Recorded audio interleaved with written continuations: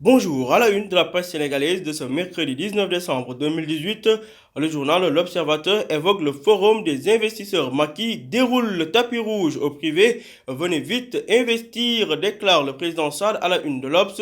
Le Sénégal ouvre ainsi ses portes à 853 investisseurs.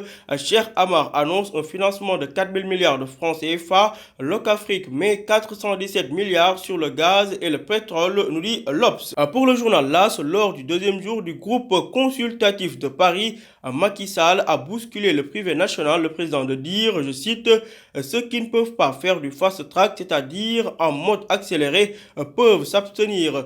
Toujours selon le chef de l'État, l'on se dirige vers la suppression des exonérations fiscales. Pour les cimentiers, il faut qu'Orange et la Sonatel laissent un peu d'espace aux fournisseurs d'accès à l'Internet, rajoute le président Macky Sall. Toujours à la une de la PCA de la BRMV, Pierre Goudiaby Atepa démissionne de son poste. Accident à hauteur du Technopole, 17 militants apéristes blessés, dont 7 dans un état grave. Face à l'imminence de sa condamnation définitive, affaire Khalifa Sall. Khalifa Sall, sauvé par le rabat d'arrêt, s'interroge l'AS, qui est revenu sur les déclarations d'Ousmane Signaï de l'Inokwa Diapo, qui défie la compagnie sucrière du Sénégal. Nous allons importer 150 000 tonnes de sucre en 2019, déclare-t-il. À la une du journal Le Quotidien, réplique à la lettre ouverte de Wade fils, Amadou Ba corrige Karim Wade. Selon le ministre des Finances sénégalais, c'est le mal-être d'un enfant gâté depuis son exil au Qatar. Pour la réalisation, en tout cas rapide, des infrastructures, le président Macky Sall presse le privé à la page 5 du quotidien. En Casamance, auteur de plusieurs braquages, le malfaiteur a été finalement abattu par l'armée sénégalaise. Ismaïla Madior Fall, le ministre de la Justice sénégalaise, lui s'est prononcé sur l'article 27 du Code des télécommunications. Selon lui, ce n'est pas une censure. À la une de Vox Populi, réponse du ministre des Finances, Amadou Ba à Karim Wade. Amadou Ba corrige l'enfant gâté, entre guillemets, titre mes confrères de Vox Pop. Selon le ministre des Finances, Matar Ba, le discours de Karim Wade est mal intentionné et truffé de contre-vérités. Les Sénégalais se rappellent encore des errements de l'arrogance et de l'insouciance dans la gestion des deniers publics de Karim Wade. Ils découvriront tôt ou tard les sommes faramineuses qui ont transité sur ses comptes à Monaco, qui ont ensuite atterri à Beyrouth. Demain, il fera jour, a déclaré Amadou Ba. Restitution et réhabilitation du stade Hassan Diouf, de l'espoir à la grosse inquiétude 2 ans après le Conseil des ministres décentralisé de Dakar où le président Macky Sall avait annoncé 20 milliards pour réhabiliter le stade. Rien n'a bougé. Cheikh Tidiane Niang, coordonnateur du collectif René Sanchez, déclare nous avons un plan d'action et nous l'exécuterons. Affaire Khalifa Sall, Barthélémy Diaz met la pression sur la Cour suprême. À la une du journal Les Échos, colère contre le patron de Rewmi Idrissa Seck, Serigne Sidi Mbacké Al-Hourane refuse de recevoir Idi.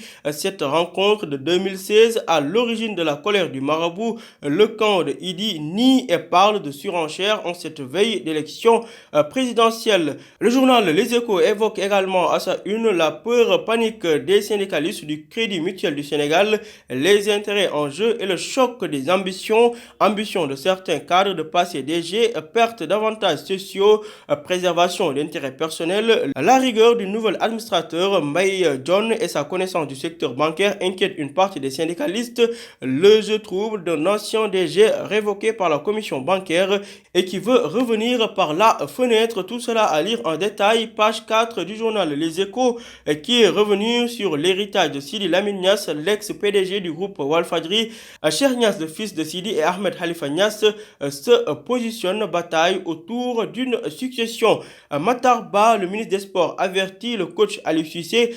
Si Aliou Cissé n'atteint pas les objectifs assignés par ses employeurs à la CAN 2019, ils peuvent le limoger. À la une du journal Libération, le président Macky Sall annule un appel d'offres international du port autonome de Dakar pour un projet d'énergie.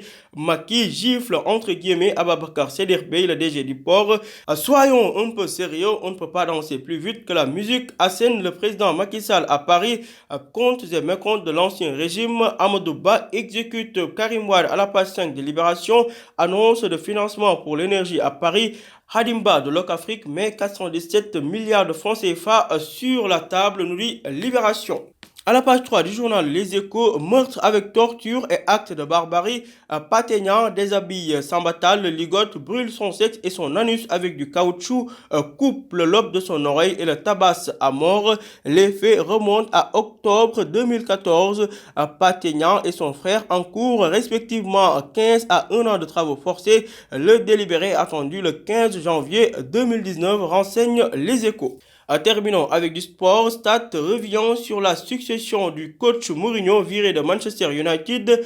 Zidane, Pochettino et les autres favoris. Mbaye Diagne et Habib Diallo, les fines gâchettes européennes. Pour Mbaye Diagne, c'est le soulier d'or qui est en ligne de mire. Habib Diallo sur les traces de Famara Diédhiou en Ligue 2 française.